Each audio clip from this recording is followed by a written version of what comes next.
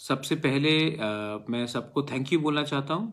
Thank you for मेरे health के बारे में बहुत लोगों ने मैसेज किया है, पूछा है।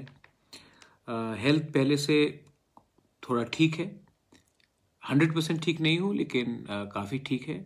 और मैं शायद नवंबर या दिसंबर में थोड़ा ट्रीटमेंट के लिए बाहर जाऊँगा। लेकिन अभी मेरा दरकार है मेरे स्टेट में, मेरे तिप्रसा लोगों को, हमारे स्टेट के लोगों को। और इस समय मैं अपने हेल्थ को प्रायोरिटी देकर अपने तिप्रसा को भूल नहीं सकता हूँ, छोड़ नहीं सकता हूँ। तो मुझे लगा कि अब अगले 1 महीने में एक मेडिकल प्रिस्क्रिप्शन में जाऊँगा, उसके बाद मैं अपना फुल ट्रीटमेंट ठीक तरीके से शायद नवंबर के अंत में जब नगर पंचायत का इलेक्शन हो जाए उसके बाद मैं जाकर ठीक से कराऊंगा।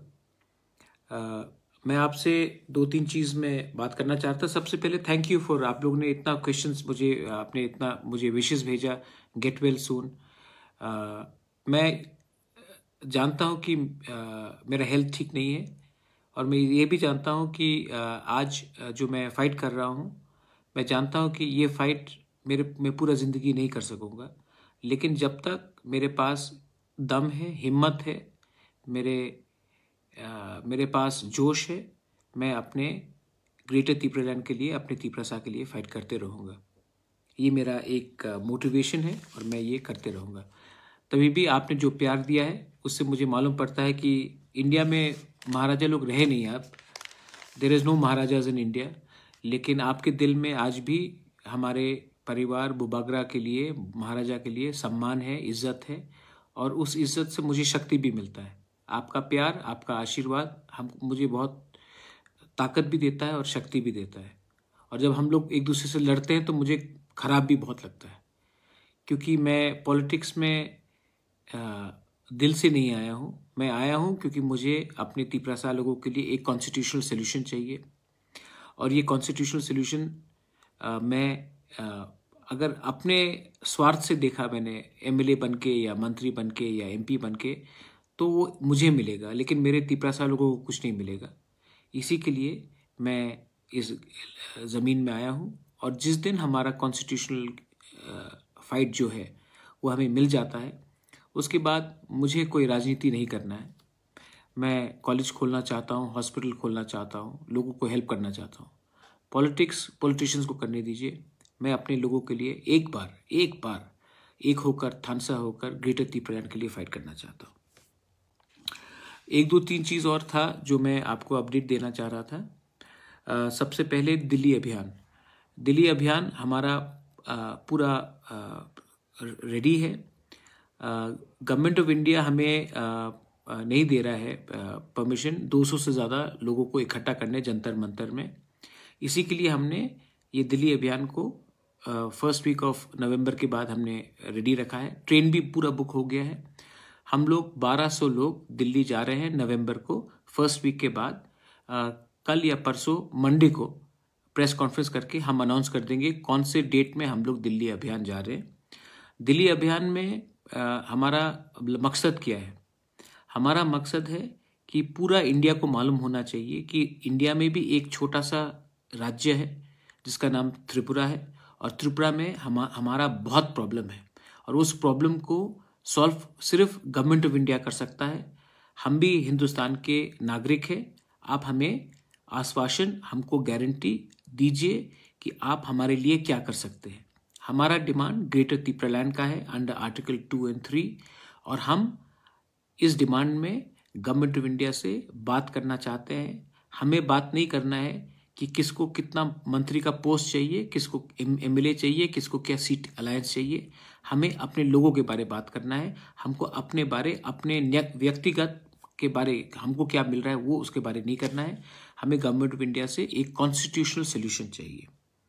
ये हमारा दिल्ली अभियान है और इसमें हमने पूरा ट्रेन बुक किया है। 1200 लोग नवंबर के फर्स्ट वीक के बाद हम लोग सब जा रहे हैं। मैं भी जाऊंगा और मैं भी जंतर मंतर में आपके साथ बैठकर मैं भी आंदोलन करूंगा। शायद पहला बार है कि रॉयल फैमिली का कोई भी मेंबर जंतर मंतर में खुद बैठकर ग्रेटर तिप्रलैंड के बारे डिमांड कर रहा है।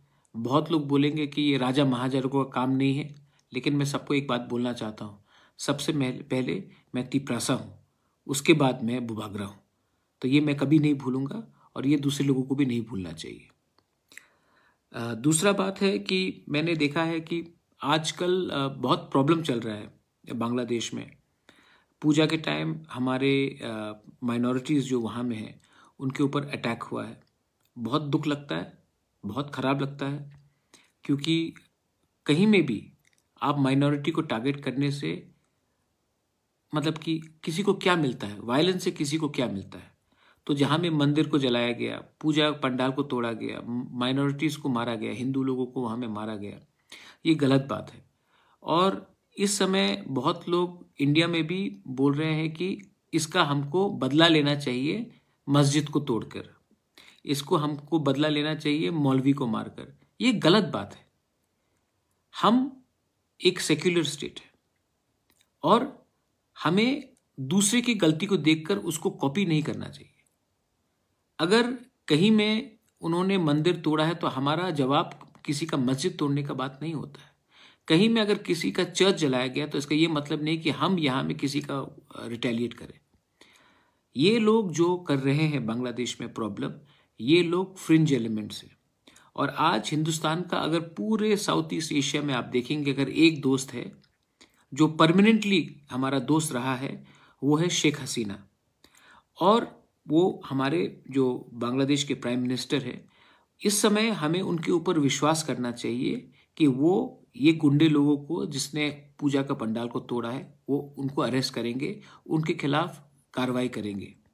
यहाँ में अगर हम उन्हीं को अटैक करने लगेंगे तो उनका पोजीशन बांग्लादेश में कमज़ोर होगा। बहुत लोगों को समझना चाहिए कि ये जो हो रहा है बांग्लादेश में, ये पूरा प्लानिंग के साथ हो रहा है, एक कॉन्स्पिरेसी है। और इस समय हिंदुस्तान का अगर एक दोस्त है तो वो शेख हसीना है और उनको ऊपर हमें पूरा विश्वास करना चाहिए। और मेरा पूरा विश्वास है कि वो हमारे माइनॉरिटीज़ को प्रोटेक्ट भी करेंगे और जो गुंडे लोग ने, जो कम्युनल लोगों ने ये जो किया है उसके खिलाफ भी एक्शन लेंगे। लेकिन त्रिपुरा में भी बहुत लोग हैं जो रिटेलिएट कर मस्जिद को या चर्च को या कहीं में भी लोगों को धमका रहे हैं। मैं उनको वार्निंग देना चाहता हूँ, अगर उन्होंने गलती किया है तो इसका ये मतलब नहीं कि आप भी गलती करें। इमोशन सबका रहता है, लेकिन इमोशन का ये मतलब नहीं है कि अगर किसी ने किसी के घर में हमला किया या किसी के बीवी को अटैक किया या किसी को बहन को मारा या भाई को मारा तो हम भी ऐसी कर उनके जैसे बन जाए।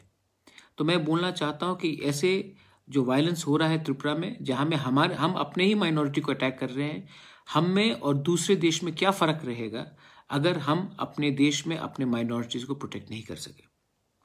त्रिपुरा का एक अलग कल्चर रहा है। त्रिपुरा में महाराजा त्रिपुरा ने शुजा के लिए मस्जिद बनाया। आज भी उजैंता पैलेस में हफ्ते में 2 बार नमाज पढ़ा जाता है पीर बाबा आकर। त्रिपुरा का रॉयल फैमिली ने कभी धर्म के नाम में किसी को डिस्क्रिमिनेट नहीं किया है। मैं अपील करना चाहता हूँ कि आज के दिन हमें भाई बनकर, दोस्त बनकर रहना चाहिए और धर्म के नाम में किसी के संग आपको फाइट करने से कुछ नहीं मिलेगा। मुझे चिंता है कि बांग्लादेश में जो हो रहा है वो हमारे पूरे क्षेत्र के लिए खराब है। अगर शेख हसीना कमज़ोर हुई और बांग्लादेश में कम्युनल एलिमेंट्स आ गए तो आज के दिन 1 करोड़ 70 लाख हिंदू माइनॉरिटीज़ हैं बांग्लादेश में। और अगर बांग्लादेश में शेख हसीना नहीं रही तो बांग्लादेश में सिचुएशन ख़राब हो सकता है। और अगर ये सिचुएशन वहाँ में ख़राब हुआ तो आप सब जानते हैं कि अफगानिस्तान में सिर्फ 20 दिन के अंदर तालिबान आ गया था। और अगर बांग्लादेश में शेख हसीना को हमने ताकत नहीं दिया, उनको हमने सपोर्ट नहीं किया, तो बांग्लादेश में अगर कोई एंटी या फिर कम्युनल एलिमेंट्स आ जाएंगे तो जो हमारे माइनॉरिटीज़ है वो कहाँ जाएंगे? पश्चिम बंगाल में आएंगे या फिर नॉर्थ ईस्ट में आएंगे। और अगर नॉर्थ ईस्ट में आया तो प्रॉब्लम सबको होगा। हमारा यहाँ में संख्या कम है, हमारा यहाँ में पहले से टेंशन है, और इसके बाद अगर बांग्लादेश में सिचुएशन ख़राब हुआ और हम लोग सब बहुत लोग यहाँ में आने लगे तो टेंशन हमारे घर के अंदर भी हो सकता है। इसके लिए आप सबको मैं बोलना चाहता हूँ कि आप कुछ चीज़ डिमांड करने से पहले सोचो। ये सिर्फ इंडिया के लिए नहीं, पूरे रीजन के लिए है। मैं आपको लास्ट में एक बात बोलना चाहता हूँ। हमारा इलेक्शंस होने वाला है नगर पालिका का, तिपरा मोथा ने अपना कमेटी का मीटिंग रखा है और अगले आने 1-2 दिन में हम लोग उसमें भी विचार करेंगे। मेरा मानना है कि जब तक आंचलिक पार्टी, क्योंकि सब लोग बोलते हैं कि आप लोग तो रीजनल पार्टी हो, आप लोग तो जनजाति के पार्टी हो, आप तो बनवासी के पार्टी हो। बनवासी का मतलब क्या है? जो जंगल में रहता है। तो आज का तिपरासा जंगल में नहीं रहता है, आज का तिपरासा जिरानिया में रहता है, आज का तिपरासा बनमालीपुर में रहता है, नंदनगर में रहता है, कृष्णनगर में रहता है, रामनगर में रहता है, अगरतला में रहता है, आज का तिपरासा अम्बासा में रहता है, आज का तिपरासा कुमारघाट में रहता है, आज का तिपरासा साबरू में भी रहता है। तो मुझे लगता है कि पहला बार रीजनल पार्टी को इस बार हमको भी दिखाना है कि हमारा पॉलिटिक्स सिर्फ जंगल में नहीं, हमारा ग्रेटर तिपरालैंड का जो डिमांड है उसमें एक भी तिपरासा का जगह को हम लोग अकेला नहीं छोड़ेंगे। आज तक जो हमारे शहर में तिपरासा लोग रहते हैं, जो टाउन्स में रहते हैं, उनका पास कोई ऑप्शन ही नहीं था। उनको हर इलेक्शन में वोट करना पड़ा फॉर नेशनल पार्टी, क्योंकि हमारे तिपरासा पार्टीज लोग अर्बन इलेक्शंस में लड़ते नहीं थे।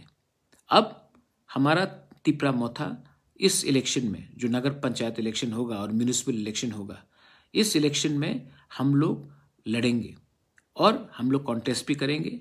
हम किसी के खिलाफ नहीं है, हम भी डेवलपमेंट चाहते हैं, हम करप्शन के अगेंस्ट हैं और हम चाहते हैं कि हम भी पूरे स्टेट को दिखाए कि हम लोग भी शासन करना चाहते हैं। तो इस बार मैं एक भी तिपरासा का वोट को दूसरे पार्टी में जाने नहीं दूंगा। ये तिपरा मोथा आपका पार्टी है। ये तिपरा मोथा अगर हम फाइट करेंगे तो हम जीतने के लिए फाइट करेंगे और तिपरा मोथा भी इस बार सब सीट पे नहीं, लेकिन जहां में हमारा लोग है हम लोग उसमें कॉन्टेस्ट करेंगे और हम लोग जीतने के लिए कॉन्टेस्ट करेंगे।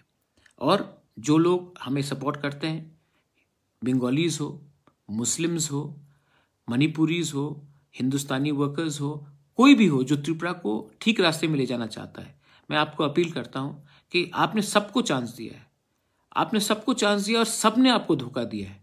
हमें भी एक बार चांस देके देखिए, शायद हम अलग हों और अगर हम गलत है तो आपके पास और एक मौका आएगा हमें हटाने के लिए।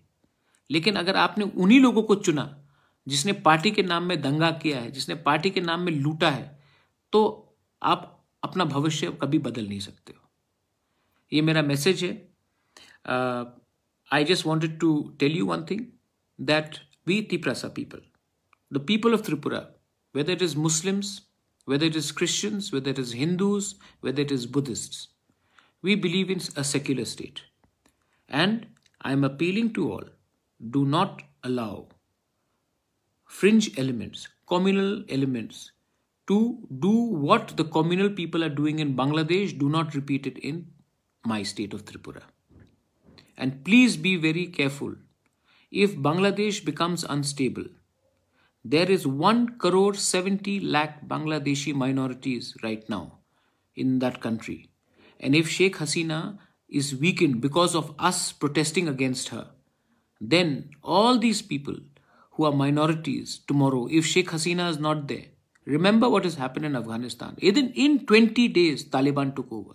If Sheikh Hasina is weakened, what may happen in Bangladesh will directly affect the Northeast and Bengal, because lakhs and lakhs of people then, if they are insecure, will cross over to India, and our population is small and we will get in further problems and further complication.